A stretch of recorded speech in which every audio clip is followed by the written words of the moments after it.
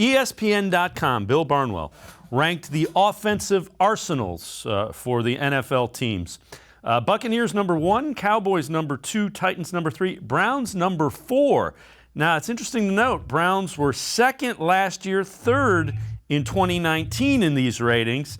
The Chiefs are down at 6. They were first in 2020 and second in 2019.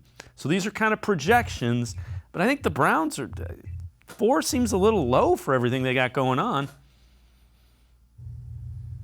If you look at the stats from last year, and we both have, the Browns were kind of middle of the pack in the NFL in yards per game and in points per game. So just because you have the talent and the personnel doesn't mean you're going to get the results. And, you can look at numbers any way you want. Bottom line is they weren't one of the highest scoring teams, and they weren't one of the biggest yardage gaining teams in the NFL last year. I think if you can get to that level, then you've got a completely different story offensively.